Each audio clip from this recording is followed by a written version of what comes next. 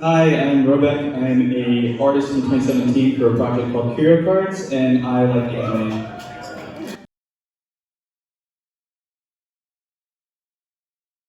What got me into NFTs in the first place was the idea of distributed ownership. In 2017, I've been working on a lot of distributed systems projects and federated social networking stuff with my good friend Moon back there, and he introduced a project called Curio Cards to me, which was this idea of like trading cards on the blockchain, and like it kind of super resonated with me because simultaneously Moon and I were working on like how can we create these distributed assets that can be utilized across multiple kinds of games and things in the future as like shared ownership thing. So got involved in Curio Cards, got super stoked on the idea, created basically bugged the creators until they let me make some art, and then made some art. And then we talked about it and nobody knew what NFTs were. We didn't actually call them NFTs at the time. Nobody knew what any of it was, so for the past 3 years I kind of just faded into the distance and was like, well, this is going to be 10 years down the road before anybody understands what any of this is. Then at the beginning of the year, somebody got messaged me and was like, hey man, can you give me some Curio Cards? I'm like, what are you talking about? I don't this was a brief passive memory. And suddenly,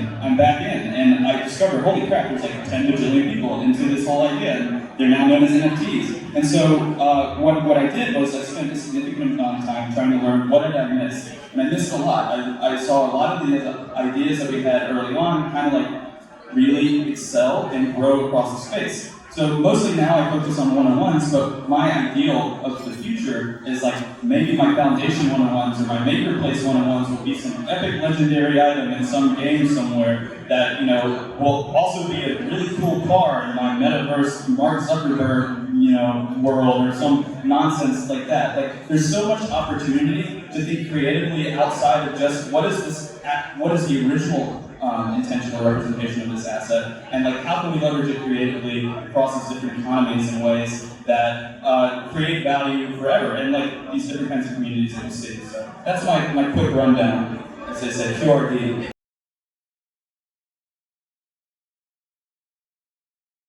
Yeah, so I've actually kind of shifted away from doing art in the present right now. One of the opportunities that I've had this year is that there's a huge value add for people in economically inaccessible areas.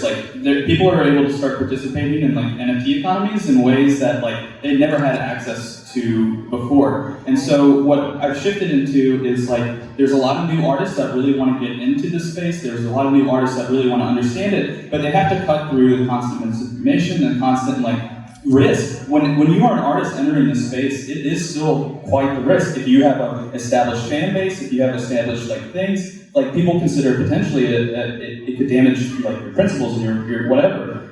So what I've been focusing on, and with a really good group of core people, is educating both the artists that are getting attacked on Twitter or whatever, educating the artists entering the space, providing, we have mint scholarships through our Anime Mafia stuff, where it's hey, if you want to test this out, if you want to see how this stuff works, please, come in. It's not to, try to pump these people up to ginormous things, it's just to teach them and educate people. Because I think one of the most important things, if we want to keep NFTs here, for the long run, here to stay, is we have to educate everyone, and that's a grassroots effort. If you're not out there actively engaging with people or talking to people taking the risk of making this stuff, there's not going to be other people who are doing it. There's not other people here to save you from regulators or from these predators, and there's a lot of them. To talk about scammers, they're pretty good, but there's also people that feel they're good faith people that are hey, I'll send you money on PayPal and then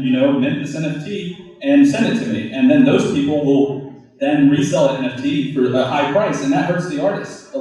And so there's just all kinds of different avenues that are worth exploring to kind of share that stuff. So as an artist who used to do artist alley conventions, commissions, I understand the intense amount of work it is, and to have an opportunity to be creative and really do what you want to do with an active, engaged community is really valuable. And so I just want to spread that stuff. That's what I've been focused on.